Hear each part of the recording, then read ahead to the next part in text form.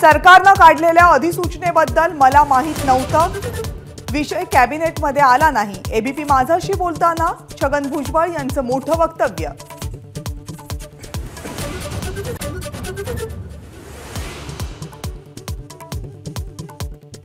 भाजप सरकारमध्ये असेपर्यंत ओबीसींवर अन्याय होऊ देणार नाही। गरज पडली तर पक्षश्रेष्ठींशी चर्चा करणार। उपमुख्यमंत्री देवेंद्र फडणवीस यांचं महत्त्वाचं वक्तव्य।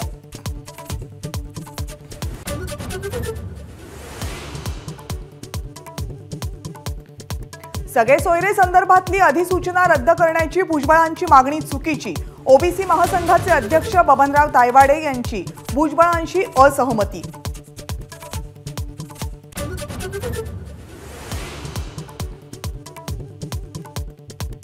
स्वाभिमानी मराठा कुणबीमधना कधीही आरक्षण घेणार नाही, तसं केलं तर ओबीसींच्या हक्कांवर अतिक्रमण होईल। केंद्रीय मंत्री नारायण राणेंचा राज्य सरकारला सल्ला।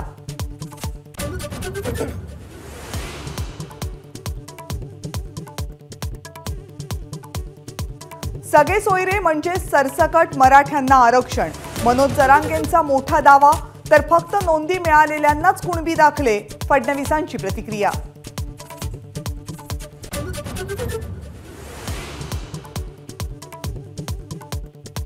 महात्मा गांधींची हत्या नथुराम गोडसेंच्या गोळीमुळे झाली नाही, रणजित सावरकर यांचा दावा।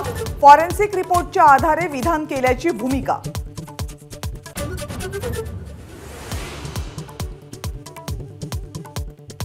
रणजित सावरकरांचं मानसिक संतुलन बिघडलंय। गांधीजींची हत्या नथुराम गोडसेनंच केली आहे। जितेंद्र आव्हाड यांचं वक्तव्य।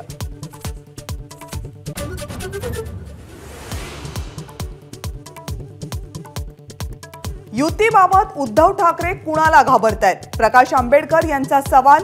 वंचित बहुजन आघाडी आणि ठाकरे गट युतीबाबत प्रश्नाला उत्तर देताना आंबेडकरांचा बोचरा सवाल।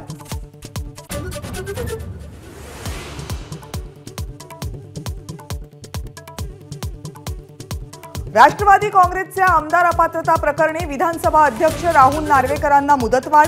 निर्णय घेण्यासाठी 15 फेब्रुवारीपर्यंतची नवी मुदत।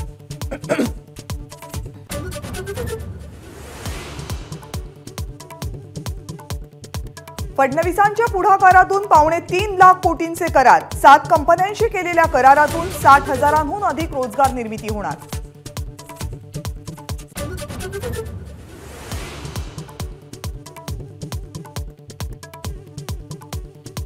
राज्यसभेच्या 56 जागांसाठी निवडणूक।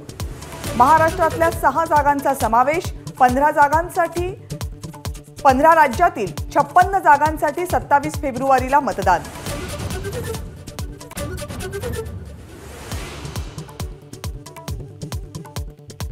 आपल्या मुलांची तुलना इतरांच्या मुलांशी करू नका। तुमच्या अपत्याचं प्रगती पुस्तक म्हणजे पालकांचं व्हिजिटिंग कार्ड नाहीये। परीक्षा पे चर्चा या कार्यक्रमामध्ये पंतप्रधान नरेंद्र मोदींकडून पालक वर्गाला महत्त्वाचा सल्ला।